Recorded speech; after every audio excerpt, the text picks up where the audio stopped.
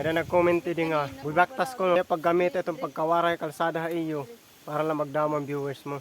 So matang ko ikaw ha, tikang nga pagtikang kuhan pag vlog, na akong content, amo na ini, pag binirobaktas na.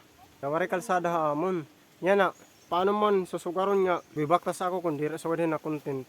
At ito gusto kong malaman mo to, itong pag vlog ko hindi lang to para sa akin, para to sa amin lahat, sa mga taga-bukid na nakatira dito.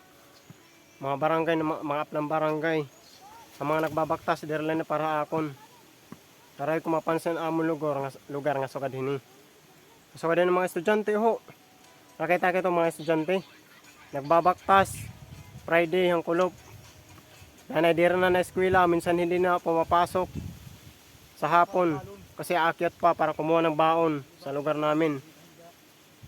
Tapos babalik din sa Sunday.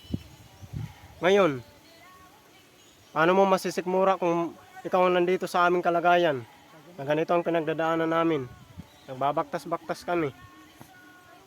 Para lang makapag-aral. Katulad nila. Ngayon, paano mo sasabi na ginagamit ko lang yung pagkawalan ng kalsada dito sa amin para lang dumami ang viewers ko.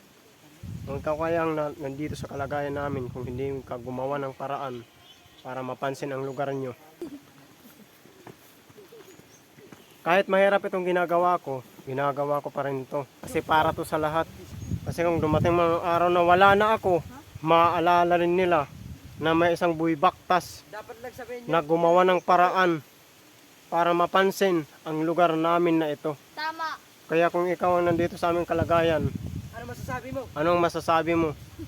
Kung ginagawa ko naman, para naman sa amin dito, para mapansin kami. Kasi mahirap ang pinagdadaanan dito. Diba? Matulungan po namin kayo. Kaya, sinasabi ko na lang sa'yo, kung meron kang maitutulong sa amin, tulungan mo na lang kami. Maraming salamat, sir.